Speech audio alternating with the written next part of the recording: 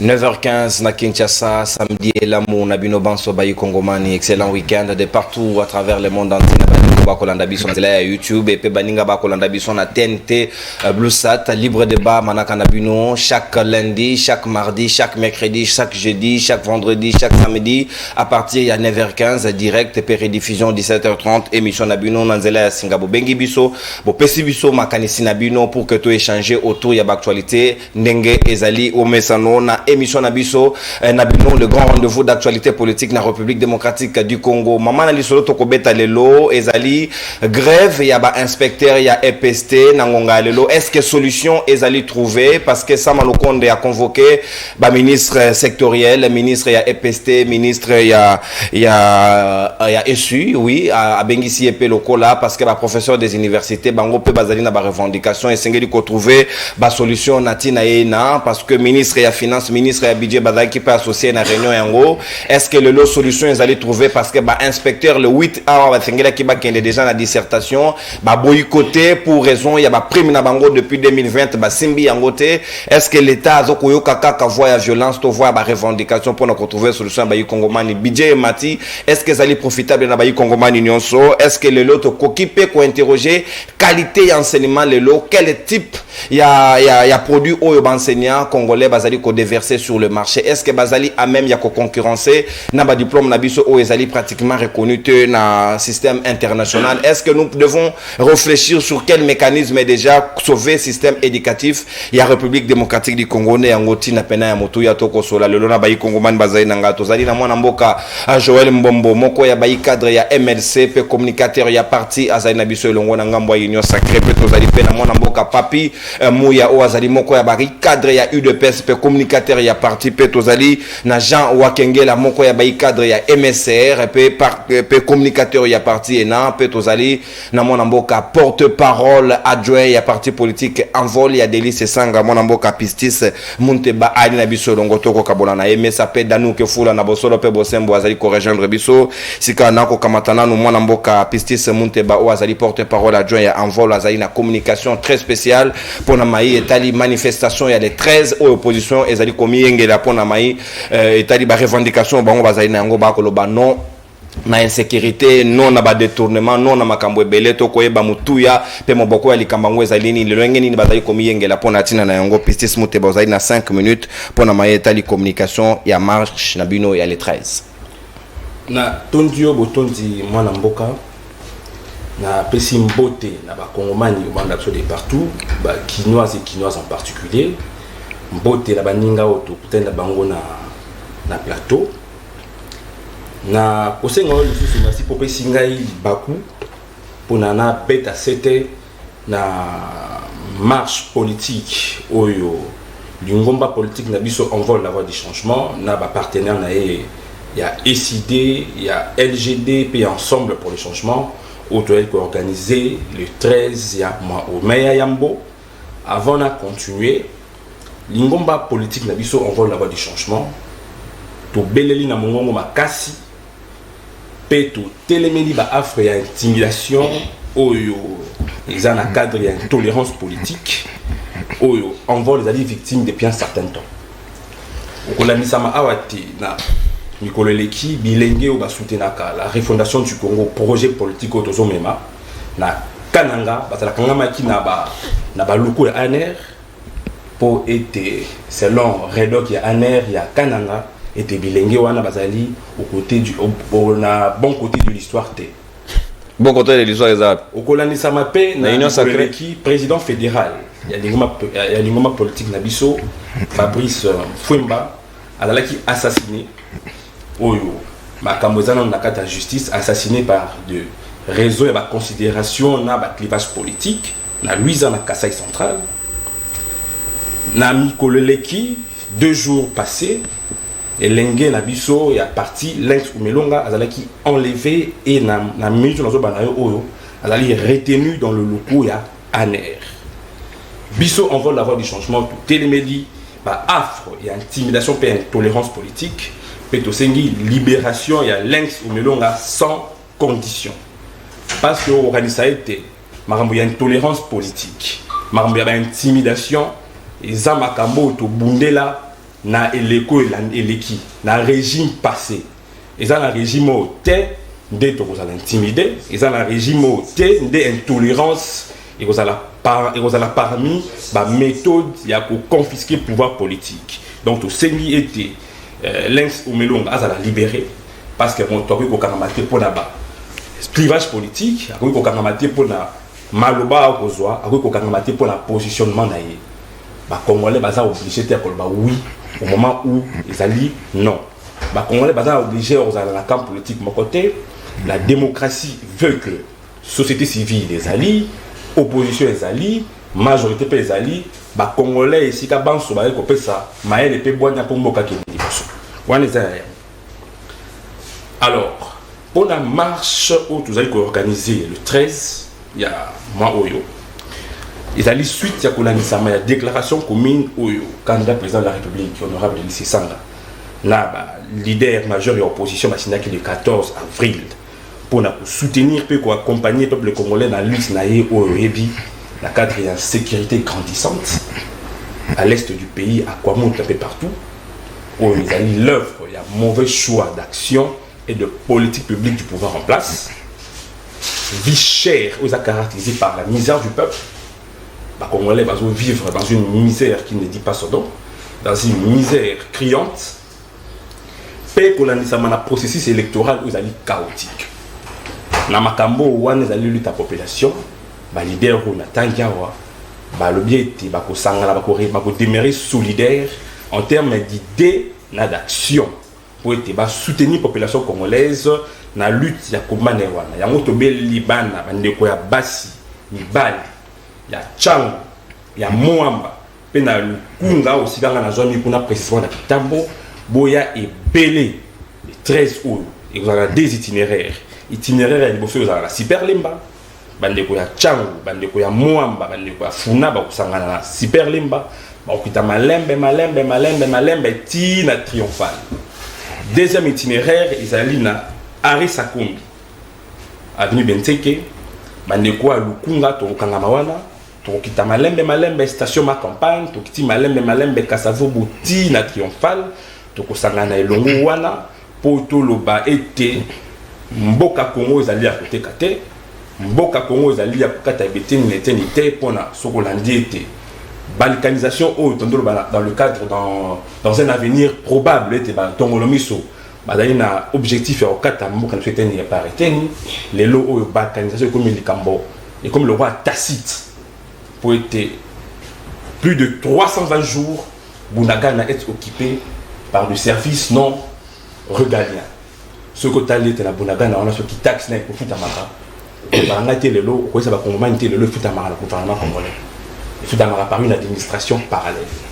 Mboka oyo ba Congolais parce qu'on fait c'est que Mobimba. Merci. Ba aussi ngane ba zong ça on a 2023 ya Mobimba. Donc ba Congolais de partout to tellement lokola motomoko autour ba non à la balkanisation, non à l'insécurité grandissante, non à la vie chère et non au processus électoral pour tout l'accepter ba Congolais pour des questions salvatrices to au thème ko na lokola motomoko pour tout senga été gouvernement oyo et ils ont makambo surtout à bras le corps pour que mon cannabis soit la désasphyxier de moins en moins. La tondio botondi. Ngaipe na tondio botondi lokola mwana mboka pistis monteba na ndenge au pesi précision na mayo etali milulu na bino ya opposition na libéré le temps otike la place na mwana mboka na bosolo pe bosembo danu ke fula pour que biso to continuer milulu na biso ya libre débat mokola lelo pesa mbote pa kulo to delice sanga sikawa Joël Mbombo na ko kamata yo MLC pona moboko ali kamona biso ba enseignant ba inspecteur ba daya ki bastonné na primature na ngamu na plutôt na epa ya ministre Kazadi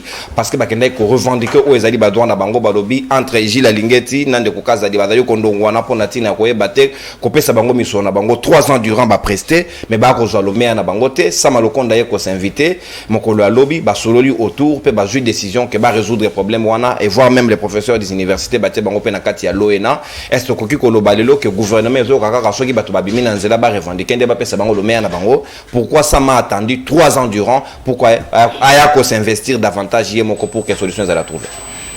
Merci beaucoup Ndeko Nono, merci pour l'invitation. Na pesi mbote na bandeko otozo kabula na bango plateau na tongo ya lelo. na PCP mbote na bakongomani nyonso baza kolanda biso de partout awa na kati na mboka ainsi que libanda bao ya diaspora o balandaka biso na YouTube na pese bango mbote bisika bazwami. Alors pour répondre par rapport à la question où tu posée concernant grève ya ba enseignant ya EPST biso nyonso tolandaki yango mokolo ya mercredi ndenge ba inspecteur bakitaki sur le terrain pona ko sala grève o babandaki ko réclamer prime na bango et puis d'abord bazo réclamer en ce qui concerne leur prime et puis deuxièmement bazo réclamer aussi l'amélioration ya conditions de travail na bango.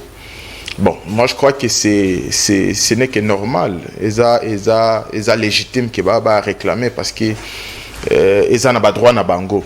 Alors, ce qui est rassurant est que tango ba kitaki sur le terrain, je crois que le premier ministre Sama Lukonde ayokaki yango nde apesaki pe ba instruction o eza ferme et pas il y a ministre il y a EPST Tony Mwaba ainsi que le ministre des Finances pour faire en sorte de décanter situation wana parce que situation wana pe et au mingi eza ko daté depuis 2020 2021 donc ça fait tout au moins 3 ans ndenge lobby au basala ki ba rédaction assez concerne ba diplôme jusqu'à présent baza non payé. Bon, il faut peu comprendre les Cambouans kota ki mo boulouye qui dans le sens où tango bon il fallait ebima. De l'autre côté, il y avait aussi l'intervention de l'IGF. L'IGF a intervenu qui a le baki qui mbongwana et zoaki penza nzela oyo il fallait ekendete. Alors les temps que baluka ba harmoniser pour na ba sala comment est-ce qu'ils vont ba sabato ba presta kinde et poser problème. Je crois que le premier ministre a passé ba instruction aux affaires, je crois que dans les jours qui viennent situation n'est qu'aux à la décanter parce que déjà le 8 inspecteur Baboyi ba la dissertation déjà dans les jours qui viennent on est aller le plus vite possible, dans les cas contraires bana ba sacrifier. Non peut-être yo comprendre ma bende ko non bango ba lobite que le 8 ba ko sala parce que le 8 est hors session il y a examen d'état. Alors, balobi te que le 8 bako sala bako prendre part na hors session. Bango balobi plutôt batikeli gouvernement jusqu'au 30 mai. Ce qui solution et monanité, ce qui réponse favorable pessamité par rapport à la revendication à bangonde bako kende na grève sur toute l'étendue de la République. Baboite que le 8 a en hors session qui va prendre pendant ils vont prendre part bien sûr mais jusqu'au 30 s'il n'y a pas une solution par rapport à les réclamations, là ils vont maintenant généraliser grève na bango sur toute l'étendue de la République. Donc voilà un peu façon dont Bazako réclamer. Moi je crois que c'est de leur droit. Je crois que ministre des Finances, il faut voir comment est-ce qu'il y a commettre à terme à cela. Base la cacaté les 30 n'engage bango pe basengi parce que bango va lever les 30 mais base là les 30. Mais est-ce que vous trouver avant les 30 est-ce que vous trouvez un gros responsable que 3 ans durant ba prester si il fallait vraiment régulariser situation et na ya paye n'engage la lingette ba ko reprocher bango il fallait vraiment ça la 3 ans après pour que sacrifier parents ya bana ba na responsabilité. Bon, c'est ça que j'ai dit tantôt ici. D'abord, il faut comprendre ezalaki na incompréhension entre Gilles Alingete et le ministre Kazadi, ministre ya EPST. Parce que selon ministre ya EPST, il y a le baki mbongo wana ba pesa ni de lobaka na maboko bank ya. Mbongo inspecteur ekenda souvent ba pesa na maboko bank. Mais sikoyo nani Gilles Alingeti au pe aza surveillant de tout ce qui se passe na niveau il y a assez concernant finance publique bien sûr. Alobi que excusez, ko pesa mbongo na maboko eza malamuté. Au moins qu'on puisse créer des comptes bancaires pour na bato nyoso ba prestaki et puis ba créditer les bango ba compte na bango. Alors de l'autre côté ministre il y a EPST à Boya qui a dit non ça va prendre beaucoup de temps et puis les nombres tout ça ba misusu bazana fait fond yambo il y a pays tout ça où il n'y a même pas de banque mobile ba réseau pesa qui et c'est là qui est aussi fondé parce que tu te retrouves dans un coin où il n'y a pas une banque. peut-être bazalaka payer voir à travers Caritas tout ça ba place musu pe Caritas ezate. Alors comment est-ce ba ko sala ndenge nini pona bazwa dina bango yango na ya lobai que non pour un premier temps so ba ko pesa kana maboko banque et puis peut-être na ba échéance prochaine batala comment est-ce que ba ko bancariser en sauf que de côté PIGF baza pe na raison ba lobai que non ko simbate il faut que ezalaka ka bancariser monisiko le temps na ba négociation bon déjà ndenge premier ministre a lobby basala yango qu'est-ce qu'ils vont maintenant faire il faut rester rationnel maintenant ba okende na maboko banque ou be bazo kende na banque ndenge ministre à s'investir. Je crois que pour le moment parce que déjà il faut ba passer déjà un ultimatum que d'ici les 30 ce qui situation et trouver solution te bango ba ko généraliser grève na bango batala moyen oyo kozala facile pour na motunyo so zambongo na s'il faut que ça lango par maboko banque ba pèse et puis batala dans les prochaines années comment est-ce que ba ko bancariser. Merci mwana mboka Joël Mbombo na réflexion ya tout à l'heure sika nako kamata mwana mboka Dano Kefula avant que na kamata carton jaune carton rouge pour la discipline de l'émission na zoba yote na bobola yote yo moko mi pesa discipline personnelle sinon te soki na zaboli rouge eza niembes otiki biso pendant pleine émission ozeli biso mwa mokeli banda ko samana mo mingi te c'est beaucoup de discipline et de tolérance qui moninga za ina maloba et pour permettre que débat et se dérouler malamu sika mwana mboka na bosolo pe bosembo Dano Kefula monobeli ya peuple oyo qui a inspecteur au bazali ko sala ba visite na bango d'itinérance ba joaka prime na yango te depuis ba banda ko lelati kino lelo ba pesi bango te ba rek ba lobby même ba kati bango sous 10 000 francs na paye avril a batu ba ko lokalomea na bango me ba ko kata bango sous na kata mokyo ba joaka déjà une situation difficile ba ko koka ko subvenir na ba besoin na bango te est-ce que lelo ndenge premier ministre a s'inviter na faire wana solution aux à trouver de manière rapide et urgente. Merci ndeko nono mbote na yo. Merci. Mbote pe na bako débattre na zana bango na tonga lelo mbote na bako ngomani banso bisika bazali kolanda biso na ville province ya Kinshasa pe na mikila bapaya kaninga na lobana bito komesa na oui tozali komesa na régime moko ya munyokoli ya ba compte à rendre ya ba raison ya ba retard ya munyokoli ndeko nono mais il va que ba mesa na kana mabite le mal reste mal quel que soit le cas même mutazo salanga zande kona yoko ikomesa na ngote parce que ndeko ana ko kende ndeko nono ngala lobela ka peuple tikanga na lobanana puisque on azali ko loba mikolo na kotika ya ngote zali biscuit zali ko déranger commune nga ya Kitambo pe zali ko déranger ville province de Kinshasa mobimba pe zali ko déranger Congo mobimba zali biscuit ya courant na kuluna je te dis que courant la ville province ya Kinshasa ezali casse tuko ye na télévision de bil makamba courant te ezali ndoki ngai na ipana nga na Kitambo na mona ka courant ka samedi na dimanche et jour il qui courir à 23h qui est à 6h balobi wana pour samedi na dimanche entreprise ça la raté batike la biso peuple comment on a que je te dis comment ça bateau tu comment ça la bateau courir ça la kai suffité courir comment que ceux qui mari de nuit ceux qui femme de nuit na éviter et kamo akolu na kutu ko le baté kolu na ko le bakutu te et comme il partout comment on a que la sima kutu ya commune kolu neza ko salema na bandala kutu na zalaki na bandale babenga ngo banini na wenza baluba na 19h koluna tu peux imaginer batunyo pas continuer là osi pa na Kitambo ko le bakutu ya biso ko to sengi na Kitambo balongo la biso sem service jet na CD bango nyonso balongo baza ba incompétent pas que ne tie pas mokonzo asimbaka kwa deka ya bandale parce que on la kise que c'est lui parce que c'est lui qui gère le courant de Kitambo parce que le kunga mobile et où t'as la partie de trois bandale il faut balongo là parce qu'il est aussi incompétent ngana ke plus loin tata mokonzo ko le cadre balongo là qui DG à snete pas qui tape DG à commission de gestion mobile parce qu'il faut pas oublier quand la commission de gestion à snete tous en a des ingénieurs tous en a team de Pululu tous en a honorable de Dokodoro baza ba mi balé o baza ba travailler kana sinel pe balia que sumbonga sinel ba comme ça sumbonga na kata commission d'administration o bango baza ba ingénieur lelo ba lobi que no ba DG na DG baza na plan d'action te mais pourquoi ba garder ki bango c'est pour te dire commission de gestion mobile sinel wana dans les qui mais ce que bango conseil d'administration ba adopter direction générale dans plan d'action est-ce que baza responsable bango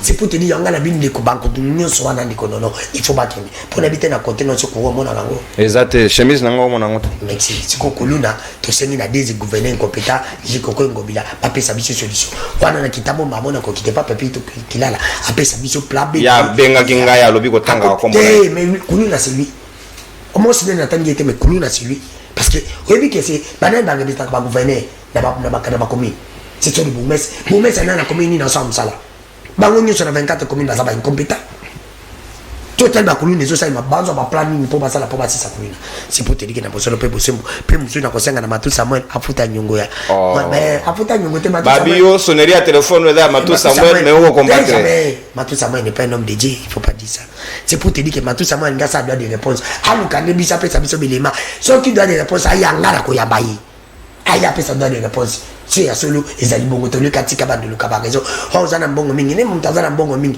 azana mbongo ngibele za mbongo na ya pesa ke yozo ngisetali ona ni tala msala nzamba kamba ko la zongi sikona makambo itali mutuna na yo parce que mutuna na ko répondre dans 3 minutes ndeko na ngai ona bisa kabandi ko inyosa ke bango ndi bazami bale wana ndeko apart mbote ko bima na munoka moya malamu nyo sitikali lokuta afa iloka malamu te chitu neti bandiko ya IDPS kolata munere zaka synonyme ndi ya kubata maeba kosaka po mutamo na bote na katati munera kitisi po bamona ke bato bakosaka ya bano data munere po babata mais oui po lokuta tellement les kai makasi mais ndeko nono na bosono pe busimbo ndeko nanga lobino tu ne sais pas moi j'étais là il n'a pas d'image mon lobino e boya garantie mo du kabelima moi j'étais invité parmi les journalistes au bayaki na manifestation à inspecteur j'en ai ici dans l'élection d'émission nanga les inspecteurs disent ceci que le witch oyo ndege bakosala te soki bafuti bango bakambo bomba nikamete mibale yo keleba 30% ya salaire na bango balbaki bakomatisa bango bamatisi te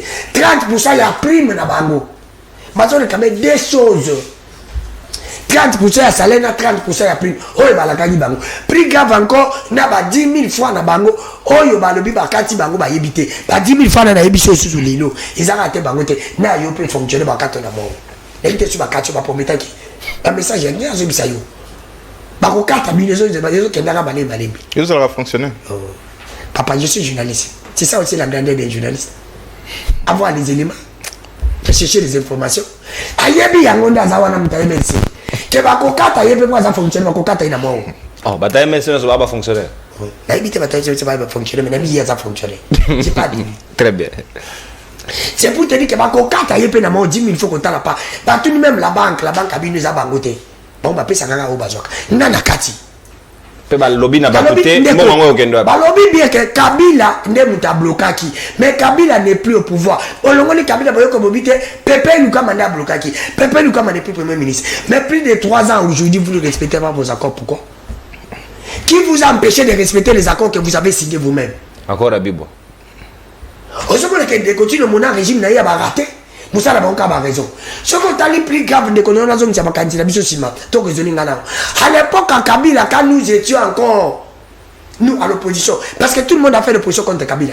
Faut pas oublier. Tout le monde a fait l'opposition. Quand nous étions à l'opposition contre Kabila, tu vas dire le manier. Guerre à Est, à Kabila, autres tiens pour 5 minutes. À où mène le pouvoir. Mais aujourd'hui, guerre à Est, Kabila n'est pas au pouvoir. Pourquoi pas trop que guerre à Est, ces gens de continuer, ne pas où mène le pouvoir. Mais vous avez oublié que Kabila Solana Kagame, nous avons dit ça. Mais on a oublié que Kagame Yawa n'a menti bandeko bayambaye. Bayona no boya Kagame. De continuer on même que Kagame azali partenaire moko fiable. Mais biso nyo so ba Kongo mbatoka nyibe to ndako bangote. Mais soki taka pour Kabila tongo bani. Mais ne pas qu'on continue makamunde continue basala pour na Kagame. Biso de l'autre fandika mais surtout biso to le karaté. Moi biso fait tout ça ba honnête je te dis. Parce que ton vilipanda Kabila, ton li attengo c'est ça Kabila. Moi je dis le ton de dépêche. Dans des continuer. C'est pour te dire que dès qu'elle continue dans reste et ça ne continue pour manger na pas me la peine à pouvoir. C'est le bande de dépêche. C'est pour te dire que ndenge ba grève za ko salim. C'est pour que Kabila ton te bani. Kabila zo battre la mon pour l'élection. Ba ngani ça Shadari. Mais ne répète pas bani. Ndé continue ba ko futa ba tout pour battre la mon pour ba passer deuxième mandat. Merci. C'est pour te dire que ndeko non. Yango ça va le compte de baba ko la lobakata yo ko lubana suka. Oh. Je suis mon place à loba. Ça m'a baba. Je suis mon place à loba. Ma lobby lobit. Mais on habite baba lobi na suka. C'est pour te dire que baba yo ko lubana suka. On est connu na bosono pe bosimbo. Nga lobi la ka pepe nga lobi la ka batute. Est-ce que réellement ça va le compte d'ailleurs parce que moi il faut pas oublier quand un régime va régime mo ka munyokoli. Ba lobi faut pas réduire train de vie à institution. Ka ba ngo so lobi non ça ne va pas il faut toper ça ka mandataire passif, tu peux savoir mon salaire. Là, c'est ça, là, c'est qu'on réduit qu'on maintient encore. Parce qu'il ne faut pas oublier que tu as la peuple. Aujourd'hui, tu vas mandataire, tu vas passif. PCL ba nini ba conseil d'administration mingi ba député ba tokana ba salaire aujourd'hui tintingi il touche l'argent de en tant que député Bernard Kayumba aujourd'hui Dodo Kodoro aujourd'hui sur boxer wa incompétent monsieur sur jamais Nicolas oya jamais Nicolas boxer ba kolona boxer ba kolona boxer le ka boxer maluba na parler de namni na pêcher ça va boxer maluba merci Dan on déborde d'une minute c'est pour te dire que bato na nyoso ba zo ponga l'état mais ça maliko d'ailleurs aba kabidi baba de foot ba sur salaire oya le ponga kabila de Kimboko pendant 18 ans parce qu'il au salaire matin c'est la régime là pourquoi les colons c'est parce que ba massa na bango ne baza yo ka ngeza na ba mutsuba bi ba massa na bango ne baza na pe balubi ba luka mbonga campagne merci Dano est-ce que qu'on a confuta zo nga futa merci Dano ke fula au consommer ta antenne Dano ke fula natondi obotondi au déborder largement Joël Mbombo na tikali na 2 minutes non parce que on s'arrête à 5 pour récupérer yango et qui oh non ko banga tena kozongela na opesa yango écoutez zali ko banga na obala nyoso ko landa Dano sala calme mwana mboka papi muya s'il vous plaît ça c'est ko to sapengonga moninga mwana mboka papi muya UDPS yo moni ndenge sama lukonda s'investir mais pourquoi bino boye na pouvoir boza régime ya le peuple d'abord boko za ba inspecteur ba komati ba simba bango na nzoto 3 ans mobimba bato basali mosala na bango boko futa bango est-ce que UDPS ye nyoko lobe ye po esonga Congo man. Merci beaucoup papa nono pour l'invitation mbote na bana ya Congo bao Hollande biso mbote na baonyo tozana kati ya ko kabula na bango plateau na biso avant na kota na mutuna ndimaka même na yebisa ndeko Dano ke makambo ebele lobaka oyebi olobaka ngona vitesse moko mais ça na lukuta ya likolo olobita ngozo lobake ba bourgmestre nyonso ya Kinshasa baza ba incompétence ngo yo meka ngona nini sur base ya nini ba incompétence yo ngona esa sur base ya nini zera ndeko Dano yo oloba moninga oloba yo baluka yo loba baninga batala yo pa ye modèle azaboye na yebisaka yo azalaka na muto ya ndimaka te ya bondimaka ye moko oyo ki asimi ba bourgmestre simbi te akaiti mopanzi ya matusa me ye aza partout atangisi na masu ye modèle azawana ye na yebite bon il faut peut-être émission banda ko sala ngo ye moko faut te comprendre likambo ya courant je crois que première partie ezana kati ya ko kozwama déjà ezaki na ba petit souci oyebi moto azaki ko kamba kuna balongola kiye pona ba plainte ya bana mboka kala te solution ezo monana likambo etali kuluna oyebi ministre oto uti kozwa Peter Kazadi oyo tozo pesa mbote tango akoti la première des choses oyo sali ezako étudier d'abord terrain likambo wana nazako pesa yo ngonga ya lelo nazo pesa yo quelques jours seulement likambo wana nyonso bakosilisa yango na yebisaki yo fa passer que biso ba ministre ya IDPS banda na ba bureau te biso tokitaka sur le terrain donc likambo kuluna ezo sila donc tozana kati ya kozwa ba disposition parce que moni pourquoi kuluna banda kabila parce que ye muto amemele biso opération ya ba kuluna oyo pourquoi ici la kate et si la kate parce que eza na système oyo batu ba yebaki ko salela te auparavant tozana ba chef de quartier tozana ba chef de rue tozana ba chef de tozana ba bourgmestre il y a moyen de s'organiser pour à partir ya bari na biso à partir ya ba quartier na biso mutu nyonso azala na facilité ya ko dénoncer otolongola likambo une fois pour toutes. On ne peut pas chaque fois revenir kuluna ça fait pas du bien.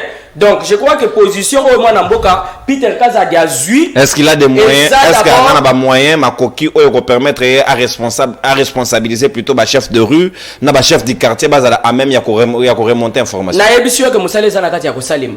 C'est que ba moyen eza Félix Tshisekedi Azamutu alandaka ba congolais ayokaka tango tosala ba émission boye c'est parmi les rares présidents oyo azora quelques minutes ya koyoka biso Flori Batuka isa yenga chef de l'état landaka libre de voilà donc akocha nyonso esengeli kocha polikambo oyo ya kikuluna esila une fois pour toutes je crois que tokolobelango lisusu te na ba jour ezali koya donc par rapport ya mutuna otiko tuna je crois que ça droit ya ba inspecteur Omoni, ceux qui moutou à se sentir vraiment très abandonné, il a le droit peut-être de réclamer, c'est leur droit.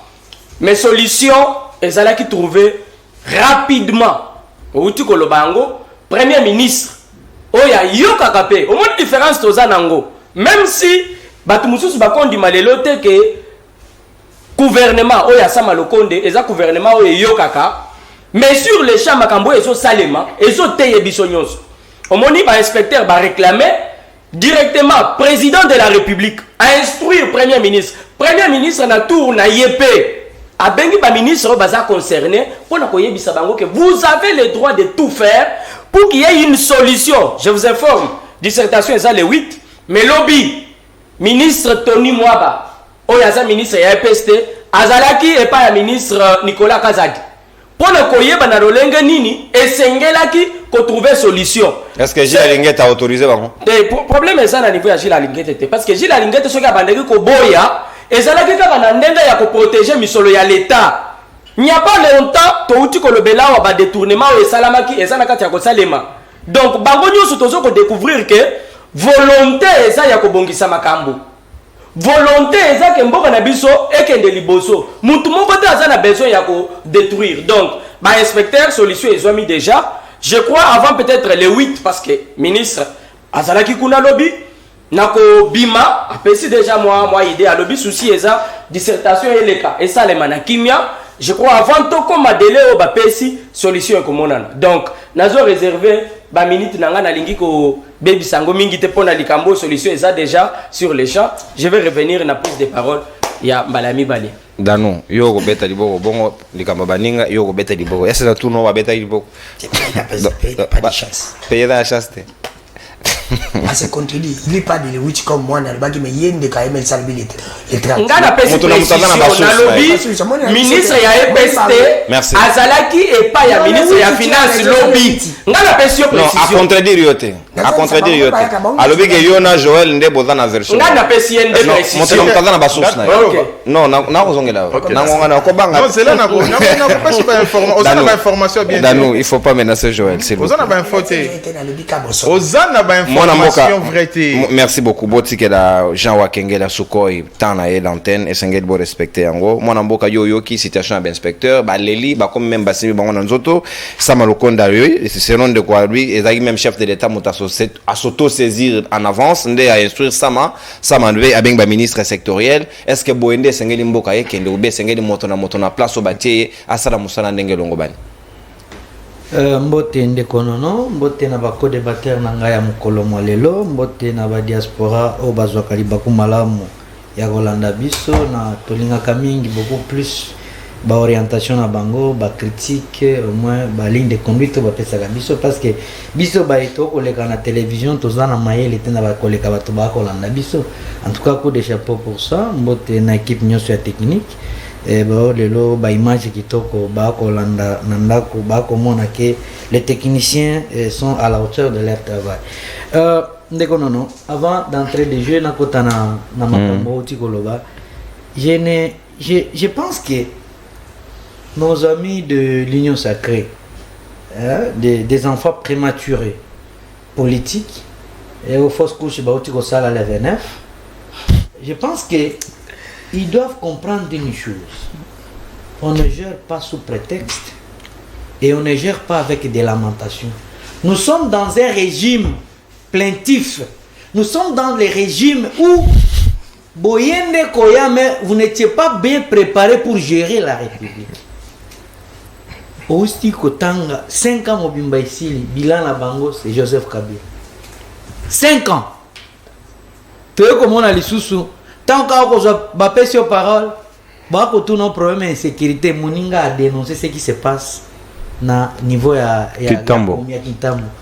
Yo eko tanga Peter Kazadi. Même la décentralisation tu ne connais pas. Na minute do kolobela Peter Kazadi est ministre de l'Intérieur. Et mon co-débatteur a dit très bien. Le problème concerne la commune et la ville de Kinshasa qui a statut d'une province et qui a un gouverneur. Mais d'où vient faire Peter Kazadi?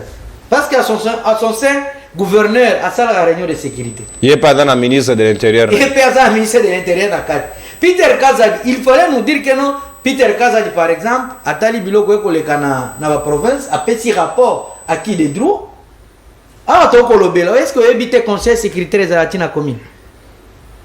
alobi susu non kuluna kabila nde ayaki nango selon votre entendement mais kuluna wana eloko mususu Félix ayeko baki César nini non seulement babana oyo baza délaissé de la rue amemi bango kokata masango mais abakiseli bango élément mususu ya koyeba kobeta masasi donc au-delà ya machette donc Félix Tshisekedi ayeko baki susu idée ya main armée. Je vais regretter ceux qui ont colobé Makamba qui Kuluna. Mais période de Tonango, il fallait nous dire voilà, nous avons trouvé Kuluna et voilà le niveau que Bisoto Bimisi Kuluna. Je tiens à vous informer. Au moins, l'inspectorat général et armé. On a okomata pemenya Félix Tshisekedi place à Kovanda na Kanchachi.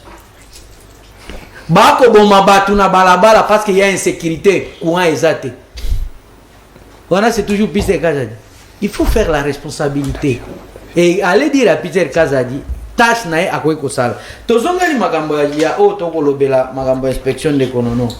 Tu sais que si nous sommes ici, on nyonso to ako assister na mango to koleka awa. C'est une erreur de parcours ya politique ya congolais. Deuxième élément, s'il y a l'histoire, oh ba congolais ba kotikala jamais ko retenir nango. Pendant tous ces 5 ans, au besoin d'ango, il y a l'histoire, il y a politique, il y a sous-régestion, il y a Félix Tshisekedi. Parce que rien n'a retenu. Nakati ya maoma kosal. Tozu makambo lobby, par exemple, oh tu ko soulever avec l'inspecteur. Vous avez vu, on dit en politique, gérer c'est prévoir. Donc, oh bamba indice avec l'inspecteur to komona o e bandaki na 2020.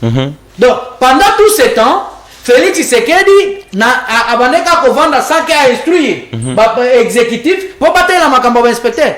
Mais tant qu'on somba ba avion, Félix Tshisekedi abaneka ko tala gouvernement. Non mais inspecteur ba ko conférence on mauvaise foi. Tant qu'on matisa salaire, ya ba député 21 millions sur 21 000 dollars. 25 000 bamzou ba ko zo ba 26 000. Félix a zela quitté ba toko mala makambo depuis 2020.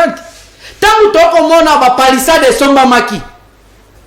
Mais citoyen souverain primaire oyo akobika na lipa oyo biso totika ki 200 francs le comme 500 francs pour regarder au moins oyo pesa quand même mongo mosolo à l'état alia chaque jour il faut que Félix Tshisekedi a 3 ans. C'est ça la gestion de Félix Tshisekedi. C'est ça la meilleure gestion. To komona lelo tangu ba ijila lingeti na Tony Mwaba bazo ele la bambongo ya maboko bank. Vous venez de citer ici premier ministre Ndé a pesi mot d'ordre ya kolobake no inspecteur bazalaki bakende ko réparer problème na bango d'ici le 8 mais bango bakende solango wapi na Kabuya qui représente Kabuya dans au sein du gouvernement tant kende ko yoksa Tony Mwaba na Gilles Lingeti. Les histoires du gouvernement doivent être traitées en dehors du gouvernement. Tant comme on a sous régestion à Félix Tshisekedi et à Liwa, Félix Tshisekedi a monissé qu'il n'était pas capable de gérer notre pays. Tant comme on a les lobes inspecteurs ba koloba mbongo na bango 30% ba kata bango d'abord na salaire et puis na prime. En vertu de quel principe? La loi budgétaire nini? Parce que l'autorité budgétaire est là, c'est l'Assemblée nationale qui doit donner les orientations pratiques. Mais qu'on vende la kolamuka non seulement 30%, est-ce que vous avez que toi une opération moka ba 15%, balongola 5%, même tous les fonctionnaires ba constater ngote na ba paye na bango 10% tigala.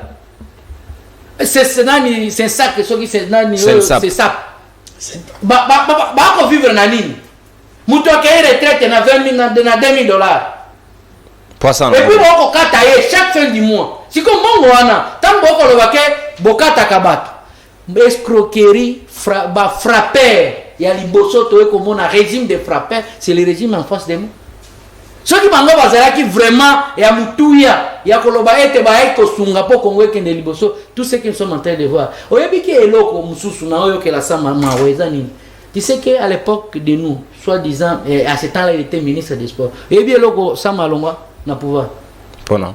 Vous en allez être à démission, pas démissionnant. Et bon. Yo moko bimisa ngoti. Non, c'est parce que ça l'a dit, non. Ça premier ministre. Bande alungwa pourquoi? Oh, donc comment on a l'élo? Si ça m'a été vraiment patriote, bah on a l'oba. Na balette la démission aux anangwana na rope ça yo. Mais na oh yazo ça l'élo. C'est plus que même ce que ça m'a avait démissionné à ce temps-là. Parce qu'il voyait avant plan à chaque miloko à population. Mais l'élo yende ça na bateau de commandement. Quand nous disons tout ce qui se passe en République démocratique du Congo, à l'époque, c'était Ilunkamba. C'est Ilunkamba qui bloquait. C'est FCC qui bloquait. Oh, ça ne tient pas parce que Kabila veut ceci, ne veut plus la réussite de Félix Tshisekedi. Il y a eu résiliation, il y a accord. Il y a contrat politique entre FCC et CAJ.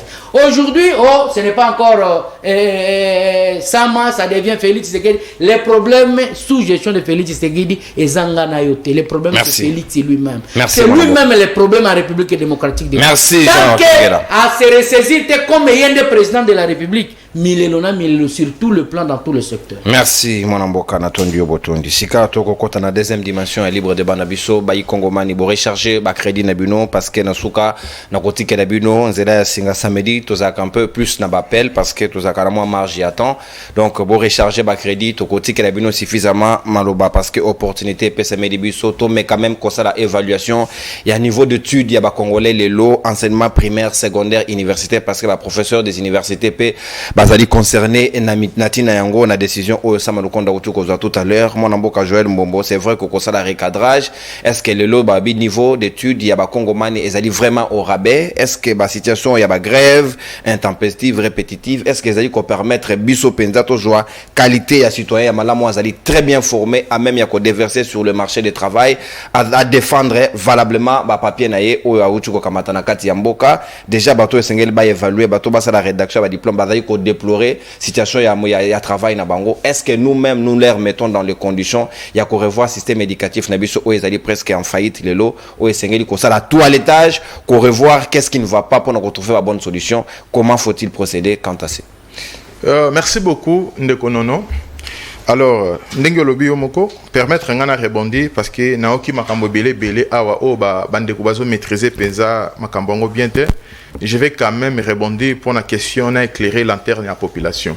Au moni tant que banda ko tanga souvent tant que banda sala ba recherche souvent lorsqu'on faisait les TFC mémoire tout ça tant que on peut si information na ba page to tira toujours source notre infra paginal voilà. Alors dans nous a ko contredire nga awa mais je comprends que ça problème en français nazo tanga la déclaration à secrétaire général à bas syndicaliste oyoka yo moko eloko alobaki o comprendre peut-être ndeko danou comprend très mal français bido moko boyoka permettez ngana tanga je crois moins d'une minute na otanga rapidement ils en ont quelques lignes les inspecteurs donnent un ultimatum au gouvernement congolais avec préavis qui court à partir de cette déclaration les jours de la grève les jours qu'il avait fait la marche donc d'ici les 30, si le gouvernement ne résout pas les problèmes des inspecteurs, si le gouvernement ne paye pas des primes et il n'améliore pas les conditions de travail des inspecteurs, nous irons en grève les 30 de ce mois. Sur toute l'étendue de la territoire national, a fait savoir à Henri Christian Longenza, secrétaire général du syndicat. Source Radio Okapi. Très bien. Bon, je ne crois pas. Moi, j'aimerais bien, lorsqu'il y a un Danou à parole, à contredire par rapport à la source. Parce que dans mon vidéo, l'émission. Il y a une source, mais moi je suis étonné. Donc, source, il y a une source.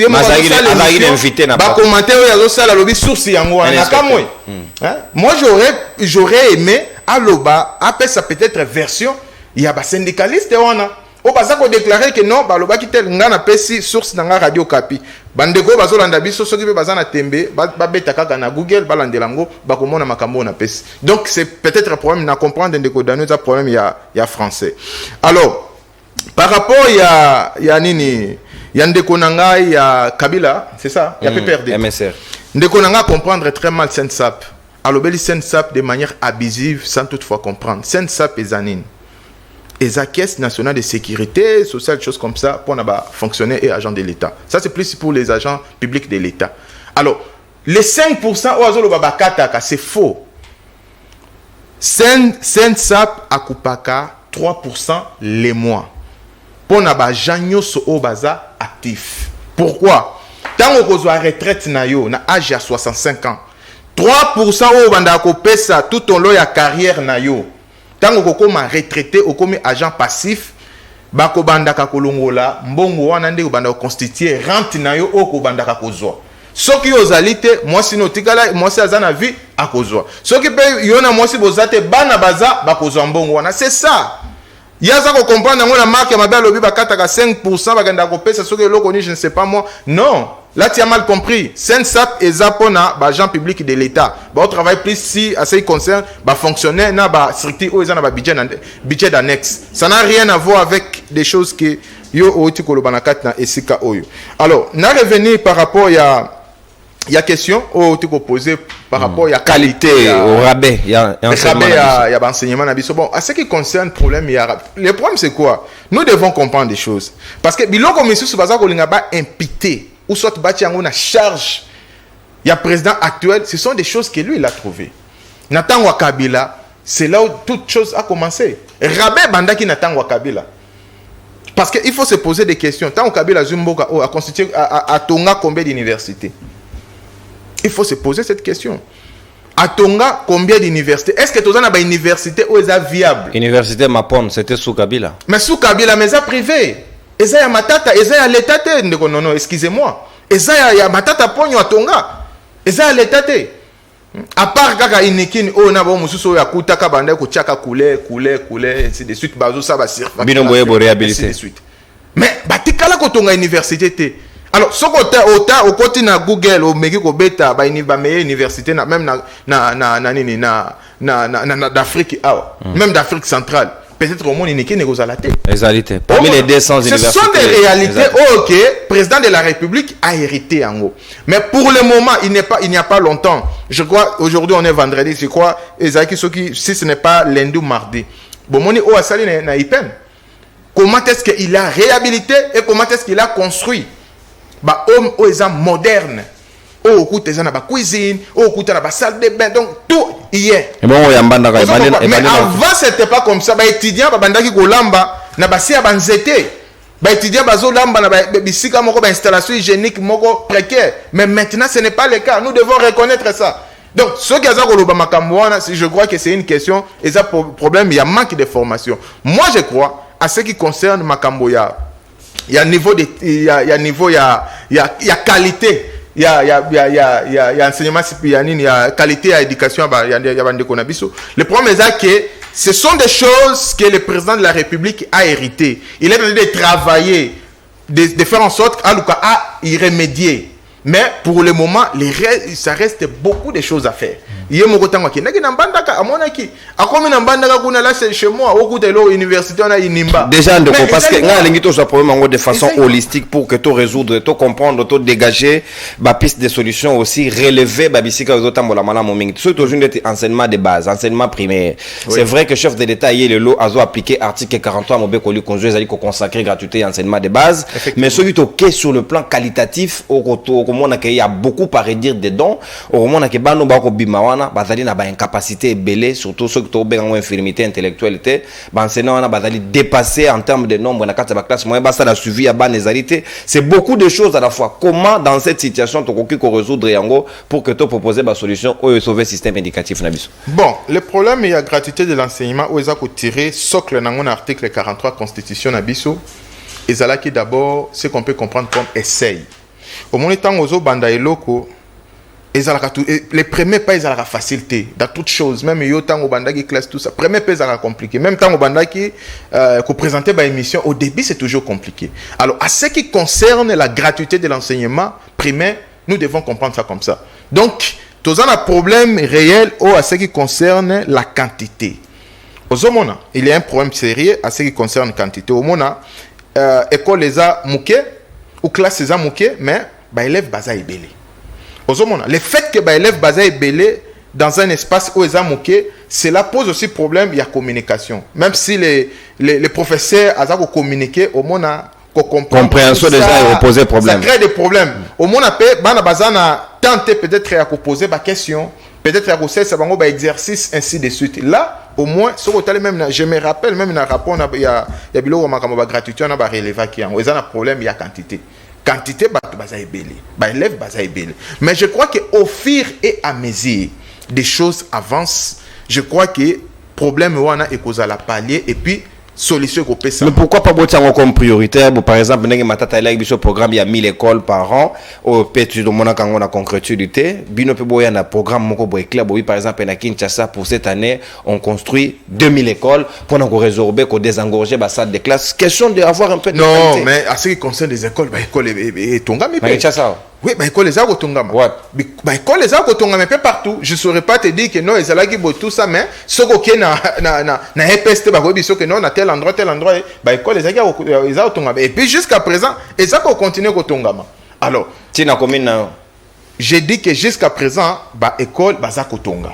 Alors total là ndenge na ebiso ki eza na moment ya essaye babiloko oti ko relever on a na notion ya essaye na notion essaye jouer le banda kozwa solution à mesure makambo ko essaye oui mais gratuité bandi les lotés c'est depuis 2021 déjà effectivité banda qui toque déjà pratiquement 3 ans on doit essayer pendant 18 ans. Vous pensez que même problème auto relevé qui par exemple en 2021 ce sont des mêmes problèmes toujours relevés en 2022 et toujours relevés en 2023. Un surpeuplement, oui, et relevé en 2021. Surpeuplement, oui, je t'ai parlé pour le surpeuplement, mais pour la cause de la solution, il y a des écoles au Bazar Tonga, un peu partout dans toute la République. Parce que la confusion, lorsqu'on parle de la République, on voit que ça m'a dit ça. Par exemple, na Bandundu, et ça Congo. Na Katanga, et ça Congo.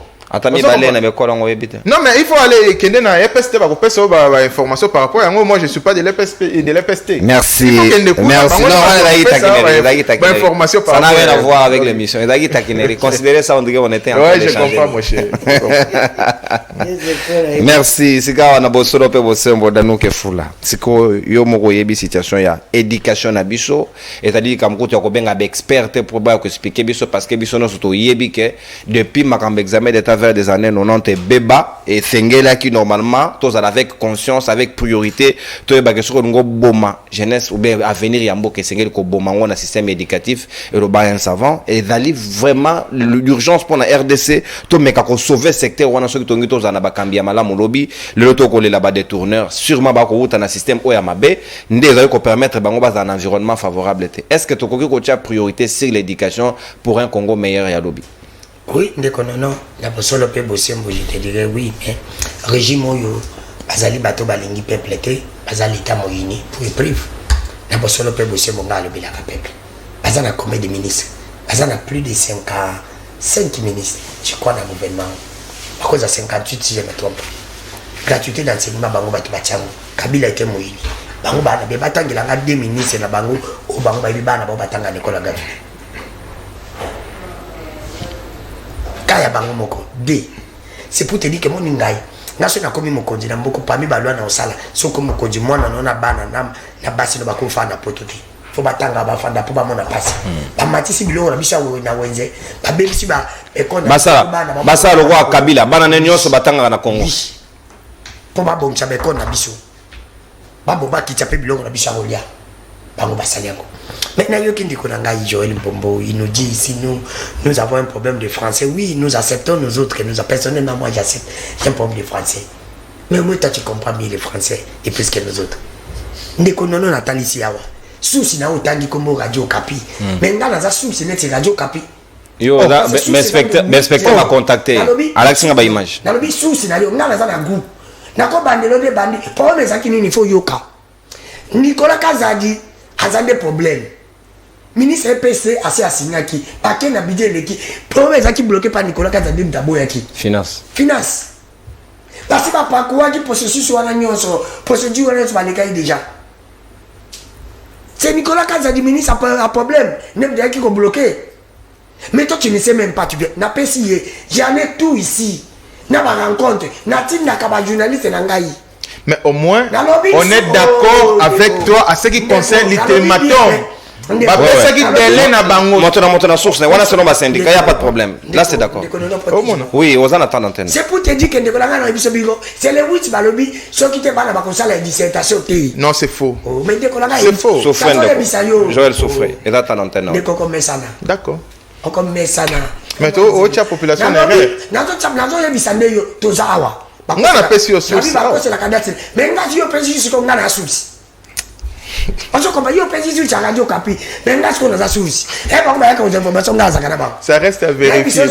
Mais la personne de konono yo syndicat moi tani, c'est pas personne tani. Papa la ça ce qu'on a TV pour moi. Sur la chose à ridiculiser à nga na pesi information pas balancer papa. OK, tolérance ndeko boko centré dedans tolérance. OK dano. Omoni. Tala ndeko tala muto. Arabi communicateur soit disant il no salé. Mais Union sacrée papa. Ça salé, ça sacré tele ka sacralisation za naté. Yebi mo sacralisation. Ndeko. Quand tu dis Yesu sabi be école ba ko sala. Tout na ye là où il est, ville province à Kinshasa, pour Kinshasa la province. Qui nous parle d'abord en plus de ça, ville province de Kinshasa ça la chance. Parce qu'ils ont une capitale, ils ont un bénéfice. Attends qu'il a une école à Kinshasa, il y a un communicateur qui a une école à Haïti. Tout le monde est normal. Envoyez besoin au ministère de la Mais vous avez un communicateur. Avant qu'il y ait un peu de ça, c'est qui se consomme les séances clairement. Et les mots pour le dire, ça coule, c'est comme si de l'eau qui coulait. Dano. Voilà, abeti français. Cassette. C'est pour te dire que ce qu'on a là, il y a un élément, après ça qui est au sujet. Il fallait bien garder les personnes, elle a venir. Mais yo le beau journaliste. Au quoi que Joël Zara qui m'y a été. Au journaliste. Dano. Au quoi que n'est pas testé aussi pas Zara qui m'y a ndeko Joël, on a malobate. Machacha. Oh. Aïe aïe aïe. Non, ndeko Dano n'a pas bokate. S'il vous plaît ndeko, c'est dans la table. Non, on peut se. Quand tu parlais moi j'étais calme. OK ndeko. C'est pour te dire que yo allez au yep, après ça qui sujet. Soit disons ça qui va recherche. Alors ça qui va recherche, faut appeler ça yo. Et puis ces habits non sacré. Faut appeler son avenir. Na place ses alliés. Na coup. Na place na commune bateau. Mais oui, ngala Kinshasa na moni ngote. Je prends maintenant de ma commune. On pouvait construire 24 écoles, na 24 communes attends moi j'ai pas là je Non, c'est ce que j'ai dit. Kinshasa n'est pas Congo, c'est ça la confusion. Kinshasa n'est pas la capitale de Zuité, bon province. Oui, la province aussi. Province aussi. Kinshasa en dehors d'être la capitale, c'est aussi la province. Il faut comprendre ça. Je quitte la ville province de Kinshasa, je pas là où je maîtrise. Je suis de Maïndombe, je pas de ma province de Maïndombe. Je maîtrise ça très bien.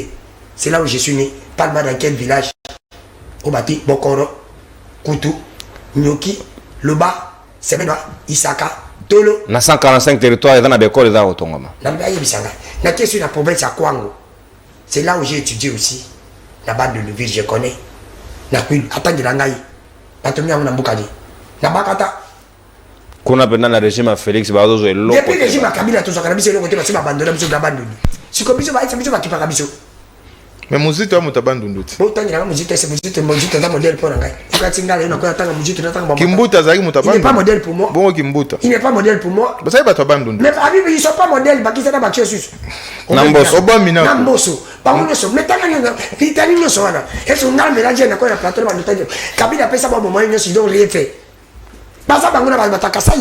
Ce sont les gens vilipendés. Ba job va poster bela on va saler le côté. C'est pour te dire que nous on est des jeunes, il faut soutenir ma valeur. C'est pour te dire que non, yoka yina bossolo pe bossemo. C'est pour te dire que tu es sous plus grave. Tata mon konjeko de continuer bâtiment ça monter ya matina ipen akeko ko inaugurer des bâtiments. Mais de continuer bokala qui pas d'ipen qui des problèmes ya frère académique qui grève ngesa. Comment voulez-vous qu'on ngobongi ba pas mais ndeko nanga ba yebité. Donc éducation ça a menacé. Éducation ça a menacé. Mais de continuer comment place yo uti ko zalaka lobby o longa pas me créer. Eh kaiba ba pas mo pas. Moi j'aime tout la du code que de continuer ba va y venir sur ka tamboli mbongo bimaka. Pour se justifier ma mbongo fa kenaka. Parce que normalement ceux qui sont pas ça comme résultat. Mais de non il faut pas que c'est canabosolo pe bossemo pour Paris. Ceux qui veulent qu'on ça comme résultat. Mais de continuer pas ça zaki après ce qu'on gagne pas me ko créer mais est-ce qu'à continuer à ministre secteur te moïno nzangi après ça ndeko nanga biki na babatio so zaba incompétent ngape na za incompétent dans le domaine de la mécanique. Je ne connais pas la mécanique, je suis aussi incompétent. Mais pour mes amis, quand on parle de quelqu'un incompétent, on n'a pas dit que tu n'es pas intelligent. Bah quand on peut ça ma moyen, vraiment fois que ma ministre m'a moyen. Bon le but que réserve de champ du mati. Budget pe mati. Etika, réserve de champ du mati mais tu as donné ça combattre. Moussa réserve champ pour qu'on fasse ça tout. Est-ce que Nicolas Kanzadia Salango ça c'est pas l'incompétence. Bon le but que budget mati et ça pour qu'on fout à biso. Biso peut te bon Abidjan ngote za kanya nyao. Ce qu'on a dit ça na bosolo pe bosimo. Est-ce que vous avez des moyens pour lui que vous avez des moyens pour le ministre pour appeler ça résultat. Mais est-ce que vous avez ça résultat sur le terrain? Quelqu'un qui a des moyens mais ne donne pas résultat. Ça c'est pas l'incompétence. Ceux qui m'ont qui n'ont pas de moyens là on peut dire oui. Mais vous avez des moyens. Est-ce que tout le balai pour moi il y a des comptes du non? les lots vraiment bon été gratuité première année tout ça c'est une est-ce que tu as formé illettré à l'obité parce que classe où enseignant de la table devoir ya banate ça c'est un danger pour la lobby ba qui kopesa biso gratuité pour ba bon enseignement na biso pour ba bana ba loka ba zakana poto personne tali on va au kamba biso ba kamba biso tali la plupart régime au les amono biso so tali ba tout nyonso ba bana ba nationalité bana moi belé je te dis bana tu sauras le prouver et belé je te dis et belé bana ba na poto bafana na poto batanga hakuna balingi ke biso éducation na biso beba po bana ba ko uto kuna ba ya wasani bazo ba poste na biso parce que soki bataki bato balingi mboka na basi na ba bana fe bazala awa batanga ba bon enseignement na biso po nini lobby tout ça mais comme moi que bato ba ko remplacer bino lobby ba faible lelo comme tout ce monde a dit bato ba diplomate ata phrase mo ka français éviter tout nata mutu asa na littéraire tout nata première déclinaison ya la terre rosa éviter tout na éviter surtout ni moi asali vraiment section littéraire tu n'as pas battu surtout ni attendre tout le monde a quoi qu'on filme bien ngelo bani awe battu et ça va bien comme ta sala l'attaque et donc nge kabunda lobaka vichi na la tête c'est que kabunda tanga na période à Félix moi imagine il dépêche de viser la vision battu donc il n'a pas que 10 secondes c'est pour te dire que ndeko nanga bana ni babomel mais ndeko nanga yebi na yebi ça ça l'économie surtout ni makambo économie comme maîtriser très bien tout n'est pas makambo économie comme maîtriser tout n'est pas makambo par exemple il y a philosophie comme maîtrisant mais tout n'est pas na bisa lelo si tu vas na régime de continue on va aussi ça classe mais qui a mais ndeko nanga sur le bikeno ba problème ndeko moni po mesani mabela bilonga mona bilizani lo moko kabila ni ba problème ngi so to kutina ngona ko bateke ngaza ka honnête ndeko tilo moni mutayi nango ndeko tilo bakuta ki ba problème mais faut appeler sa solution mabela ndeko tilo baza chauffeur libule zali amoni nono ko na libule ya yeso ko na libule ndo za fou chauffeur wana ba même ba toi ça mais ya mona bela ndeko tilo mutike jimi bangulu. Parce que comment voulez-vous que Baïba qui va problème n'a pas ça va congolais pas qu'on peut sa solution. Merci Dan. Si on y va d'abord on va faire ça une chance. Merci. Si on peut faire une chance na quand même vidéo mais tambola qui ya mwana mboka jampe me barubike makambo za ko sala mana et ya tsena kenya to na mwana mboka ya mais c'est solo. Et j'ai pas même pas ça peine en raison pour partir biso na 4 Merci Dano. Merci. Régime wa Kabuya, na Kabuya. Kabuya zota mwana mamura ni abazali CG ya parti présidentiel. Merci. Surtout ni Kabuya mbongo zoto ngabanda ko ni ami sabina za na parti au pouvoir. A signé un contrat na bobola mutu. Tolérance Dano s'il vous plaît. Merci Dano. Merci Dano que fou. Merci Dano que fou. Bosomba ki monte bosomba ki RT 2021 ngo bozo kende. Bo matabo kitabo baluka na mabeneti walis abaluka ipasi da Covid. Merci. Non, le débat n'est pas sur ça. Merci. On l'a déjà précisé. Merci. Kolanda était. Merci beaucoup mon amour. Yo déjà dans mon panzi sango dans ba source ko za source y a pas de problème. Merci Dano que fula s'il vous plaît. Mon amboka sikawa papi muya maloba mboka. On a habité ceux qui na mboko esengeli to voter na mobe comment ko permettre bisonyo so bana biso batanga dans la gratuité en plus. Et ko permettre que motona mutamone mwana kekela sa zonga zo ba ko komate a kekela sa zonga zo ba ko lobate ça peut nous encourager tous. Est-ce qu'on peut sauver l'éducation de la RDC qui est en danger? Régime les cas, le même système de choses où ils ont dépravé davantage. Est-ce qu'ils ont dit qu'ils ont école américaine, école française, donc ainsi de suite. Est-ce que pourquoi sacrifier la majorité au détriment de la minorité? Merci beaucoup. Je crois que mais avant. Babiloko bandeko balobaka na ebité donc de konanga danu oyo akoma source ce qui est vraiment comme source ya ba information donc na kotika na jamais ko soit information na ye parce que awa ndeko ayeko koloba likambo ya FPI awa ayeko koloba bakambo moko lukuta to bebana na na plateau awa na pesa eta na ebisi ye modèle yo za na information lobi ko za source ngana za source te mais yaka même mayo na source na permettre yo zo information wana ndeko depo ya kima likambo ya cabinet ya ministre Kazadi Peter ndeko baye ko kanga ono modèle za boye mwana na ye azo sala lwa kuna aza dirkab te mais azo sala nyoso na ye na lobaki clair likambo wana ezali lukuta jusqu'au jour d'aujourd'hui na cabinet ya Peter Kazadi ezakaka na dirkab bato nyonso majorité bazakuna eza bato ya utaki azana kati ya koeti na mwana na ya uchi wapi mwana na ya azana kati kuna il obéit à personne oza na mwana na yo je crois parce que ce n'est pas interdit azana mwana quand tu as un enfant compétent mesure il y a travailler, il est membre du parti. Bokobo il a travaillé pour quelle raison? Est-ce qu'il y a un article qui interdit à un ministre ou à quelqu'un d'amener son enfant dans le cabinet? Non, pas d'amener son enfant. C'est un cabinet politique, il faut se dire des choses vraies. Mais pas familial. Il faut toyer baké. Tangoza na malobanda ndeko danu soki yo penza okomi source. Yebe ngana kotika na jamais kozwa information na yo. Comme biloko beka. Likambo fait aussi lisango te tilelo. Et puis okenda osonga. Yo kambo. Eza na tana nga papa, eza na tana nga. Oyo kolobela likambo ya gratuité. Tenga na biso ya kokende kuzo information malamu. Zongela kuna lisoko yo kaka tout est posé. Tout est posé. Berté Moudimou, faites ce qu'il faut faire. S'il vous plaît Danou. Est-ce que maman va benga kayo lisous? Akobenga yote parce que la dame là n'a pas raison.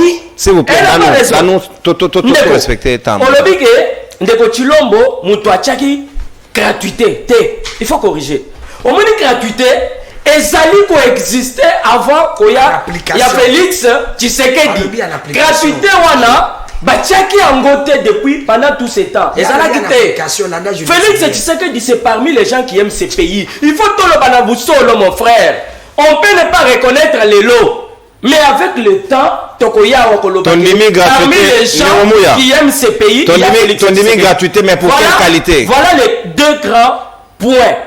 Ou bitumba makasi Félix Tshisekedi tango aye na pouvoir objectif ba parmi ba objectif na ye ba priorité na ye kimia na kati ya mboka na enseignement. En premier temps il fait tout pour que la gratuité oyo bandeko na yo baza na bandundu wana parce que yo zo kanga na kisasi. Est-ce que yebi ke bandeko na yo wana même na ba école yo lobi ke za ya mabe wana quand même il y en a qui ont l'occasion d'étudier gratuitement.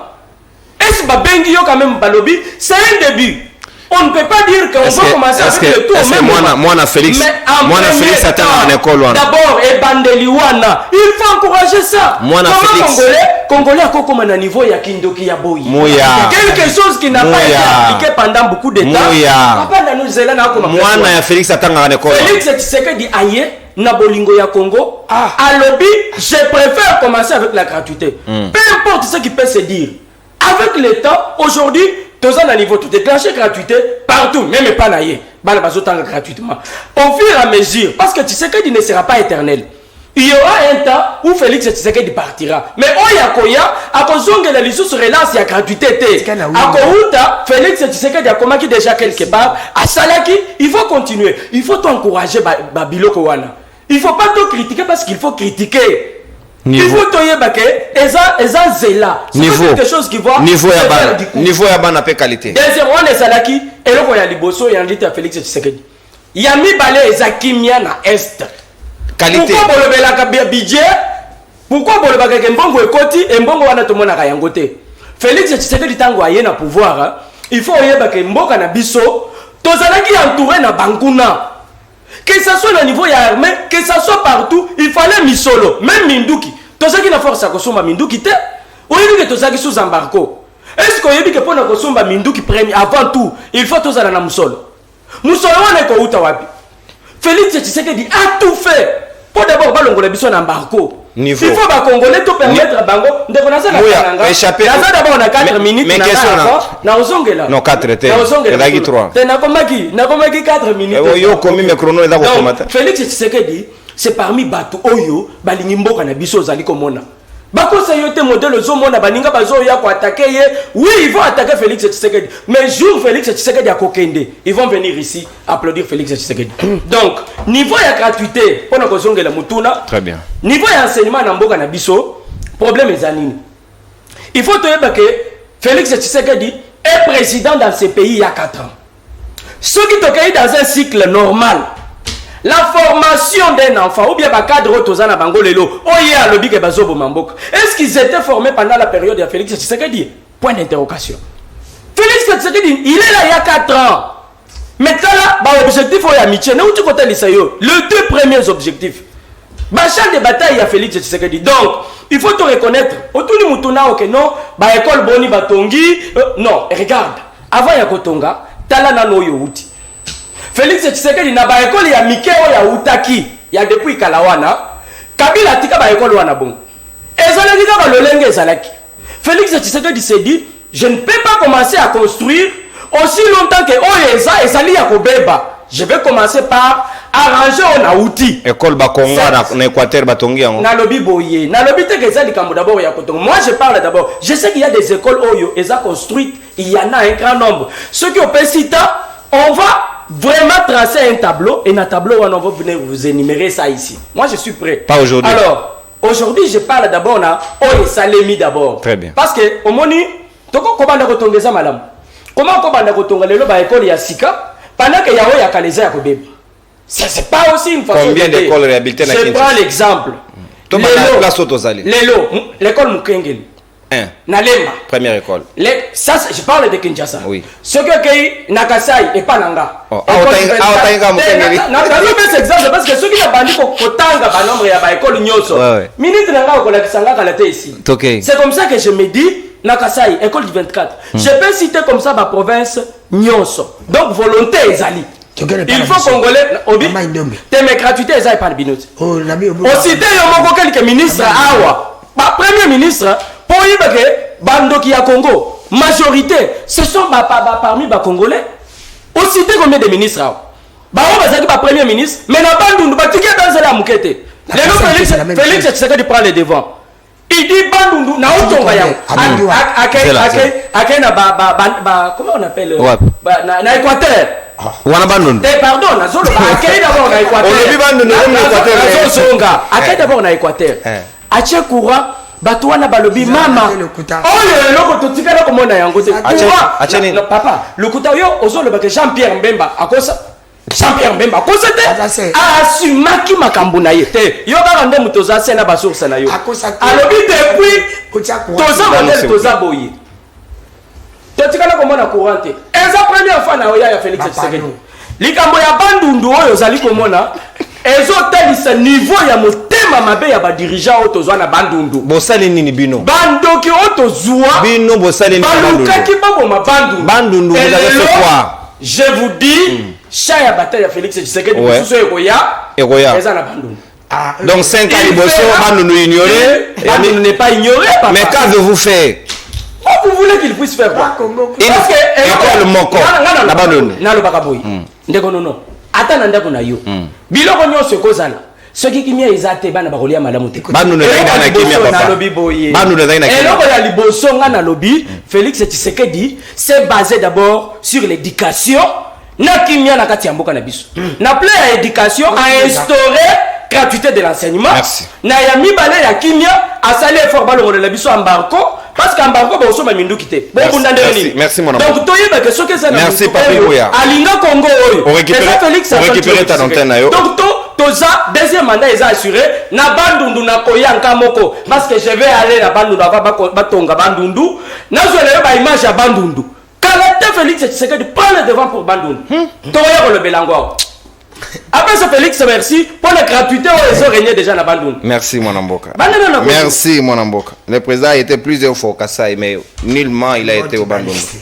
Non, ça n'a rien à voir avec l'émission. On a lobby na dibanda émission. Mon amboka jawa kengera. Sika maloba ongambo ayo.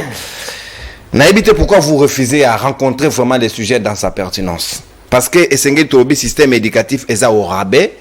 Et c'est que surtout relever le fait qu'il faut qu'on relève le niveau parce que vous avez bénéfique pour nabi sonyo. Ce qui est surtout raté niveau il y a instruction et c'est que sauver en pour la génération roya sima pour que mboka et quand même ba bon citoyen lobby au lieu de comment ko lelaka ba détourner ba frappeur autozaï na bango lelo ba zala li sous-souté on peut les élaguer kaka na éducation madame Jean Wakengela comment relancer ces secteurs. Merci beaucoup Ndeko Nono ko pesanga li sumaloba et tika été avant na kota na muzindo ya sujet na yo.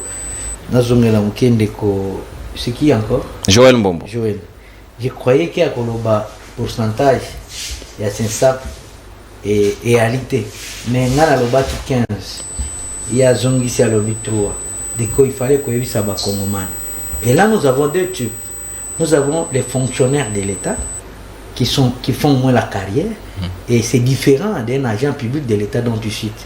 Un mandataire à Tabalongolé, il n'a pas droit soit tu vas retirer 3%. Mais un fonctionnaire de l'État, comme toi tu es fonctionnaire de l'État, même tu es c'est ça, Azan a droit, il y a maintenant. Tant que il faut que tu aies 3% et ça il a kaoni. Nous avons vu beaucoup de gens qui sont en retraite sous régime de Kofi. Na omema yo na Sinsap. Soyez assurés, créez ta token na. Non, tika ya loba. Laissez-lui parler. Tina ndaka Mobutu Tokeindo. Je suis un peu discipliné, papi. Toke. S'il vous plaît, Dan. Dans cas tu as ne yebisa ba ba okeni Tony moi ba pesi ba enseignant $2000 na congélateur. Oh. Bagesa la baba. Baba qui est na retraite. Bagesa baba. No yebisa siko ana eko vivre na bango ko bika na bango ezandingini. Ndeko na ngai. Je comprends que vous êtes hors sujet dans ndeko. Plusieurs fois qu'on remettre websi ba ko tout na gratuité enseignement. Ba ko tout na qualité enseignement yo ko zongi sabiso non. Il faut deuxième mandat fait c'est tout et que deuxième mandat fait c'est que des causes là papa est ministre moi si est député national et moi naza DG ya OCC c'est ça le mandat deuxième mandat fait c'est que et puis tu Joël si l'incapacité vous savez que incapacité c'est trop dur je m'excuse si le terme va vous choquer mais devant un sujet non on ne maîtrise pas on s'incline ba ebisio tangaka des écoles no lobby Kabila, ça l'a quitté. Mais je vous envoie à Kindu, dans la province du Maniema. L'université de Kindu, c'est une université publique qui était locataire. Mais basé dans un bâtiment là-bas. En bon? Oui. C'est bâtiment construit sous Joseph Kabila. Ah bon? Mais bon, moi je ne suis pas ici pour faire des éloges. Ça reste à vérifier. C'est un journaliste comme Radio Okapi. Non, il y a la source crédible. Pourquoi tu as la source crédible? Il y a la source crédible. La source crédible. La source crédible. S'il vous plaît, Joël. Ok, oui, allez-y, on est en sécurité. Aujourd'hui, cette université, c'est une université publique et moderne même.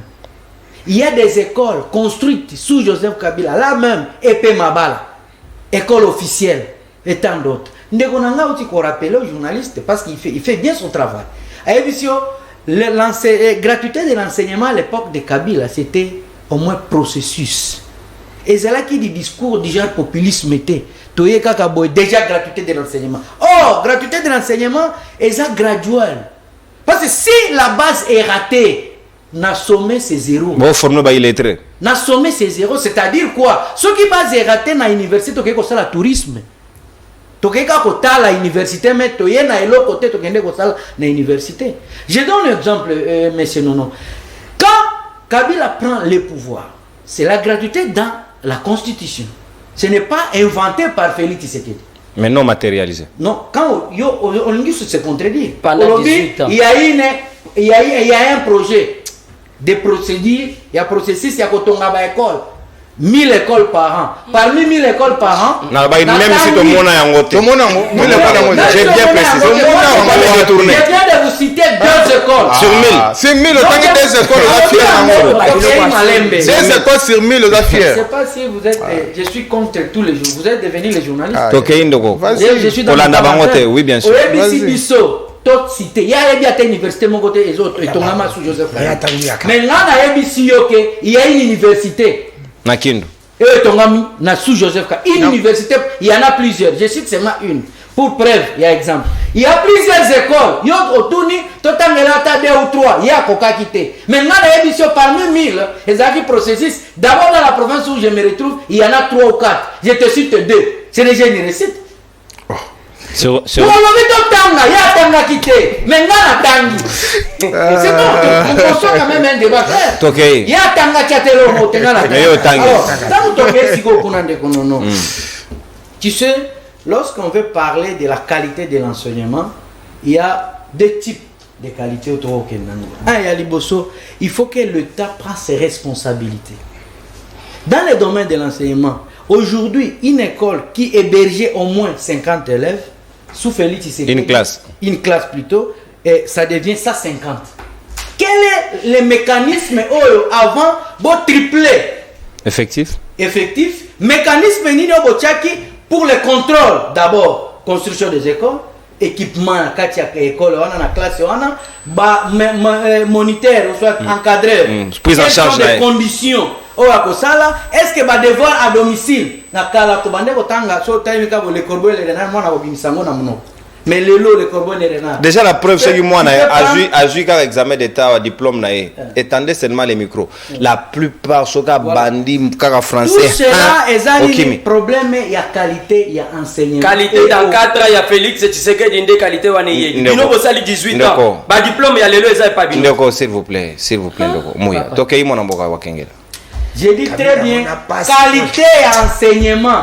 Et au rabais sous Félix Tshisekedi parce que il est allé au vif n'a besoin. C'est-à-dire quoi? Je viens de le dire ici. Et baby classe qui tenait au moins 25 personnes, une classe, mais aujourd'hui il y a 150 personnes. Quels sont les mécanismes où Félix Tshisekedi a tchaki en place pour que tout soit qualité et enseignement bien? Et réalité. Mais vous oubliez que Félix Tshisekedi a confondre syllabus na wifi. Ayebisi bana keno bo futa isu droit d'auteur te bo somba isu syllabus te parce que wifi ezana tibo wifi ngo bona nakate. Tu vois qualité de l'enseignement dont on attend le Félix Tshisekedi. Problème c'est avec infrastructure avant d'y arriver. Ba université, est-ce que tu sais que on ne peut pas quand même dire que ba universitaire basa déclassé parce que par rapport à ndenge toko ken mais ça peut nombre de bâtiments et à peu qualité enseignement. Est-ce que vous avez vu nulle part au monde un professeur d'université na faculté à lettres na mutumoko aza na 4 cours ou 5 cours titulaires. Na inikin soko ke kutu na droit au Congo. Nulle part au monde sauf au Congo. Quand est-ce qu'on va vous appeler un spécialiste? Il y a mususu atanga lokola par exemple, je reviens, il y a d'autres cours où la loi l'Assemblée nationale peut quand même initier d'autres cours qui ne peuvent pas même exister dans la formation des gens. Par exemple, Yoko Sala, par exemple, pédagogie. Moi, je suis en pédagogie. Au lieu de faire un cours ayant un caractère avec votre domaine, je vais la géographie, je vais la mathématiques, pardon, Wakengela, na la kaka ba Congomani pour que ba se préparer. Dans 1 minute 30, Wakengela zo chité, téléphone ouvert pour que tous les quelques appels. On a la kakibino tout à l'heure. Ok, mon amboka. Alors, il y a d'autres domaines. Pour la excellence, il y a matière, il y a enseignement, il faut dès le bas âge. Déjà pour la spécialisation, il y a domaine où il y a deuxième élément, il faut aussi regarder quel est le mode d'encadrement. Il y a bateau ba couper sa cour. Tout dépend de la volonté. Selon Mongo Mukie, Moussalape. Qu'est-ce que les députés reçoivent combien? Reçoivent combien? 21 000 $. Mais enseignant Ako Sala a été député Azal. Ako Sala a été ministre Azal. Ako Sala a été bon. Je comprends que Toloba président de la République atanga me batu mususu. Bino mongo botika enseignant à combien? Kolobele le Kamboa na te po bokakai ko sale loko. Chité Wakengela s'il vous plaît. Tokei mon amboka. Chité. Ba service président de la République atanga menil pa na université au place akende ko tanga ba investigateur ba kei ba moni place moko te kombone ezali. Le jour où tu prendras conscience, il y a biloko to sala, né le jour où le pays va aller de l'avant. Maintenant, le public, enseignement public, l'État est moko ndai ko boma classe apesi ba privé valeur. Un élève, ou azo sala na privé, azo tanga na privé, non azo tanga na public et boke sénézali.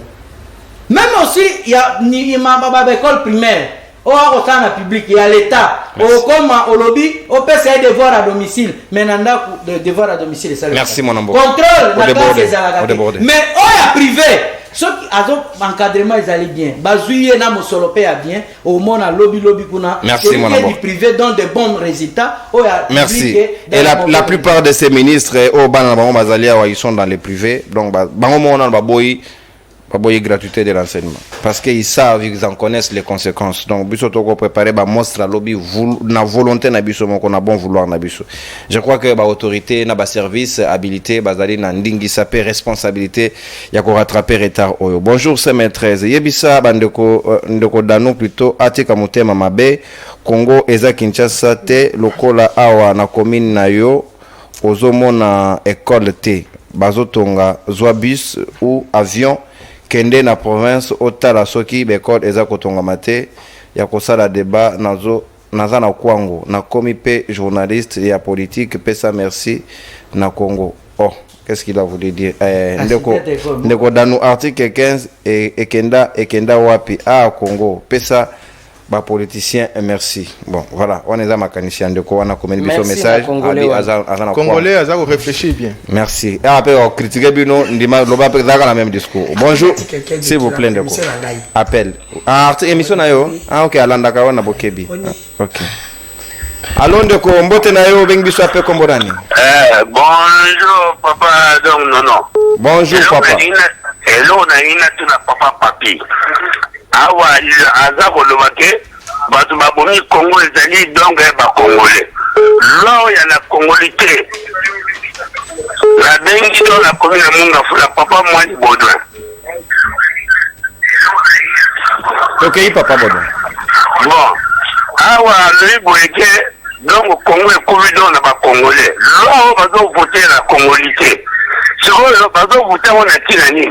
Po ba Congolais ba mo bazo bomamboka on. Sikoyo lo bazo voter pour na tinani abla na réponse na yango. Merci beaucoup papa Baudouin depuis Mongafula. Mingi landaka philosophie na biso ya émission to traitaka kaka ba question o ezali lié na mutuna ou bien na thématique auto pona ki pona mokolo ezala mutuna ozate na mingi ozala na logique na biso. Bonjour ndeko nono ngai ndeko Gauthier na Mongafula batu ya union sacrée batika biloba loba na télévision. Est-ce que on peut aimer son pays tout en le détruisant? Tshisekedi a détruit notre enseignement avec la gratuité précipitée. Voilà, mécanicien de Koan. Allo bien Joël. Après c'est mécanicien. Allô ndeko langa mbote na bengi biso ape komo nani. Kongo papa ale. Nanga tuna ndeko na biso ana ke bango batongi école bakali commettre des années on batongi école. Les deux on a bon salaire ya ba enseignant. Bango batika yango na Congo. Bango batika salaire na bon amuki. Merci ndeko pour na mécanicien. On va lui répondre monsieur. Ndeko wala. Soki olobi bien soki. Allô ndeko Congo mani obengi biso ape kombo nani? Allô? Oui ndeko ozali en direct obengi biso ape kombo nani? Oui, na bengi bino na pata Ipene. Depuis Ipene, oui, mécanicien on ndeko. Bon, na lobi koyi. Par rapport à Moutaïde Tessi, on a lobi que président aussi kotonga ya bâtiment na Ipene. A Kosi, ngaza Moutaïde. Donc président tongi bâtiment na Ipene te. A réhabiliter ni bâtiment à Kabahom. A créer kotonga bâtiment Kabila Kuta. Kabila Kuta. Akuta Ipene za poleme aglotira Ipene Kabila Kuta eza na bâtiment benga ka boulangerie eza na bâtiment benga ka pâtisserie Kabila mtatonga yango ba bâtiment msusu eza na côté de Kolo côté ya terrain Kabila mtatonga yango ko bango batongi eza wapi ko na kota la Ipene lelo pe na kota Ipene ba réhabiliter to atongi bâtiment. Merci ndeko ngai. Voilà. Précision ya population kolanda biso. Donc Kabila akuta bango sans clôture, Ipene ezali clôturé. Atika Ipene na ba bâtiment mais Félix a réhabilité kaka. Donc vous faites beaucoup de bruit alors que vous n'avez pas fait assez. Selon Congolais. Il a raison. Non, on a interprété. J'ai seulement complété. Qu'est-ce que je n'ai rien dit. Alors ndeko mbote na yo bengi biso ape komo nani? Oyo ndeko nono. Kombo nanga monsieur Patrick na bengi na Salongo. Moko okufa attention. Oui ndeko Patrick mécanicien na yo. Ouais, na ina loba pona bato ya IDPS. Ko IDPS il faut yebake ngai na yoka ka bien te soki mutazo so ko revenir kaka o Kabila tikaka boye Kabila sala ka boye. Biso to kombata Kabila pour que mutu mususu aya a changer makambo nyonso oyo Kabila saka ya mabe. Il faut pas toujours revenir au Kabila. On eza faiblesse. Alors, na président oyo akoyaka na mboka oyo akotia ete azwi ministre akomisie na $500, professeur akomisie na $2000 na betele maboko.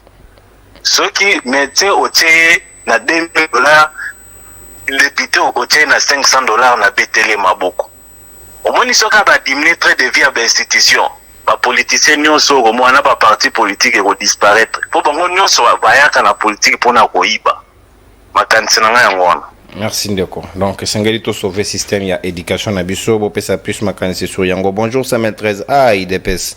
Mawa, pardon. Bo sala bo kende. Ah. Apesi kombo na ete. Yepe na kamwe na okamwa. Tunelanga papi muya. Vital Kamere akei koluka nini na poto. Mbongo combien a mbongo combien bimi kaka na voyage yena. Yepe nza ko voyager pour luka masangu. Ah. Distraction na peuple congolais. Ouais, une délégation de 10 ministres qui en Afrique du Sud pendant Makambo Etali. Crise ya farine. Ndeko mbote na yo bengi biso ape kombo nani? Ah, merci. Comment on a Patrick? Oui, ndeko Patrick. Makanisi na yo, totika na des appels. Makanisi na nga ezali ke moto ya IDPS wana aka koloba ana président akotaki awa aprometaki me bapolisier bakozwa 400 000 lelo mbongo wana bazwa yango te polisier azozwa mbongo $100 ezosimba kotuta futela bana classe tout consort awa bana bazosala polisier azokoka te kofutela ndako kofutela makambo classe makambo klani mbongo bodetermine combien mpona examen de temps de ségrégation. Donc c'est un peu ça armée akabola yango adotaka ta elamba na bapolisier te apesaka bato na ye wana makambo oyo azolobela yango eza normal. Merci. Ndeko. Ah, koyoka déjà tonalité moninga na biso c'est un policier a gardé anonymat na ye alobi chef de l'état doté bango na tenite. Yo yokela ona mungongo papa. Yo solo na ba policier te. Azoyoka peuple. Combien d'appels le peuple a bien? Non. La majorité bazo. Zélan s'il vous plaît. Voilà. Zélan. Ah, ndeko la benga ndeko nona benga noko. Na message. Non. Oyo ndeko danu azoloba eza ya solo ba inspecteur ba lobby et que dissertation ezate soki ba pesi bango mbongo na bango te botinde la biso vidéo Cédric depuis Amaluku. Voilà débat ya Joël Mbombona s'il vous plaît danu ba pesi o malobate danu.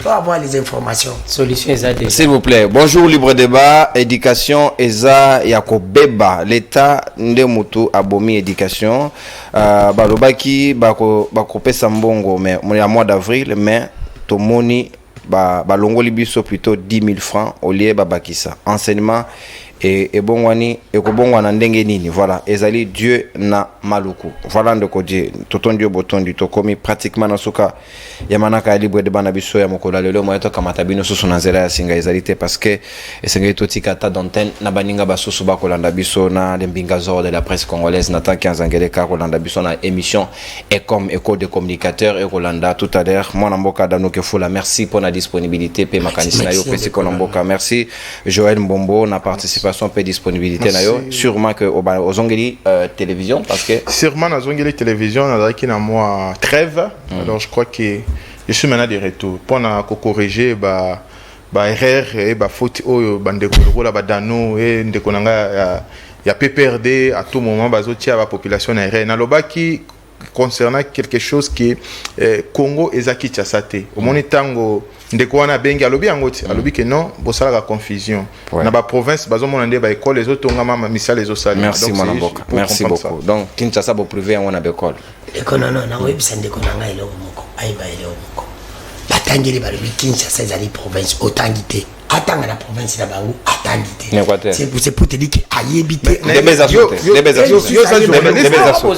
renvoyer na EPST na renvoyer na EPST aux journalistes Joël s'il vous plaît na tindo na bikenda na Joël Joël s'il vous plaît on peut savoir information on peut savoir information s'il vous plaît Joël apema kaye libanda pour à corriger biso mais on est kaya na ne pas la biso la TV apporter biso correction akende na inosa que kuna ba na pouvoir MLC papa ça est poste pour apporter correction bandeko ba osama. Merci mon amboka mon amboka papi moya merci beaucoup merci natondi obotondi merci beaucoup merci mon amboka Jean Wakengela natondi merci bozongi malam leo lobi azongeli mais eba ete ozozongela ko corriger nini parce que yango wana ba appel oko yamba nde témoin appel ozanga ta ko des écoles merci